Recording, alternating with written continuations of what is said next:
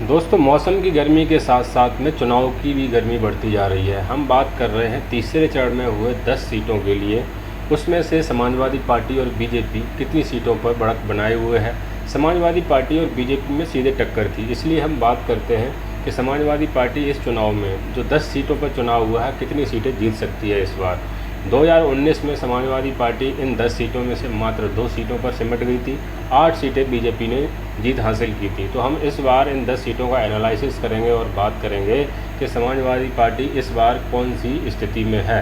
तो दोस्तों, 10 सीटें हैं, वो हैं संभल, बदायूं, आगरा, हाथरस, फतेहपुर सीकरी, फिरोजाबाद, मैनपुरी और एटा, आमला, बरेली। ये 10 सीटें हैं दोस्तों। इन 10 सीटों में से इस बार समाजवादी पार्टी बहुत अच्छी स्थिति में जिन सीटों पर है उन सीटों की बात करते हैं। पहले वो सीटें हैं संभल।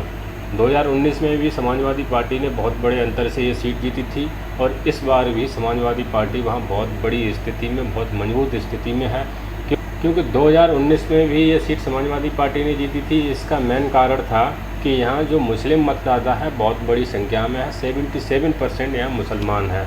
उसके बाद में दलित हैं, दलितों का भी झुकाव लगभग है समाजवादी पार्टी को इस बार देखा जा रहा है। दूसरी सीट है बदायूं, और बदायूं की अगर हम बात करते हैं तो शिवपाल यादव के पुत्र आदित्य यादव लड़ रहे हैं। 2019 में एक मामूली से अंतर से धर्मेंद्र यादव हारे थे। धर्मेंद्र यादव यहाँ पहले कई बार चुनाव जीत चुके और अच्छे मतों से जीते थे। 2019 में हारने का जो कारण था वो ये था, सलीम शेरवानी जो इस समय समाजवादी पार्टी में हैं, वो उस समय कांग्रेस की टिकट पर लड़े थे और वो 1 लाख से ज़्यादा मतों पर उन्होंने मत हासिल किए थे। इसलिए जो वोट का डिवीज़न हुआ था, वोट कटे थे, वो समाजवादी पार्टी के थे। तो इस बार शिवपाल यादव पूरी मजबूती के साथ बदायूं में खड़े हुए। उन्होंने पूरी तरीके से वहाँ रणनीति बनाई और चुनाव को मजबूत स्थिति में पहुँचा दिया है। समाजवादी पार्टी के लिए ये सीट लगभग तय है। तीसरी सीट की अगर हम बात करते हैं तो वो है फिरोजाबाद। फिरोजाबाद ऐसी एक सीट है जहां शिवपाल यादव ने 2019 में समाजवादी पार्टी को हराया था। वो अपनी पार्टी से लड़े थे और वो भी लगभग 1 लाख के आसपास वोट हासिल किया था। तो समाजवादी पार्टी मात्र 20 से 25 हज़ार के वोटों से हारी थी बीजेपी से।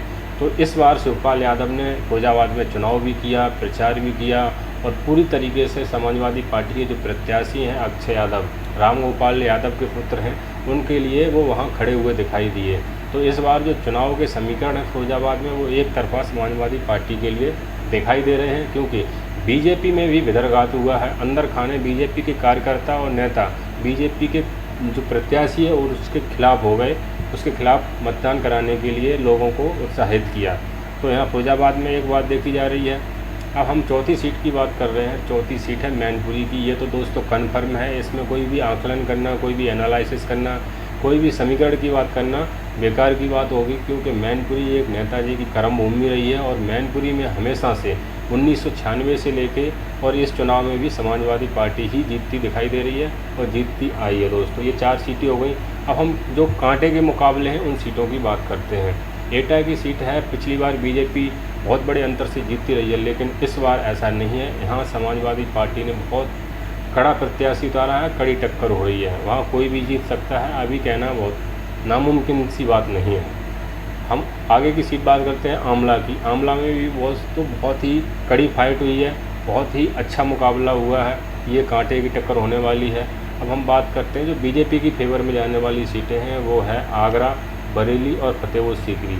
फतेहपुर सीकरी में जो कांग्रेस का प्रत्याशी है उन्होंने भी अच्छा चुनाव लड़ा है, लेकिन जो बरेली और आगरा सीट है वो दोस्तों लगभग समाजवादी पार्टी के हाथ से निकलेगी और बीजेपी यहाँ पर जीत हासिल करेगी। ऐसे ही हाथरस दोस्तों इस बार उल्टा होने वाला है। पिछली बार 8 और 2 का अंतर था, 8 बीजेपी और 2 समाजवादी पार्टी, लेकिन इस बार 8 समाजवादी पार्टी और 2 पे लगभग बीजेपी जीतती हुई दिखाई दे रही है। ये तीसरे चरण का ये एनालिसिस है। अगर आपको अच्छा लगा हो तो वीडियो को लाइक कीजिए और चैनल को सब्सक्राइब कीजिए।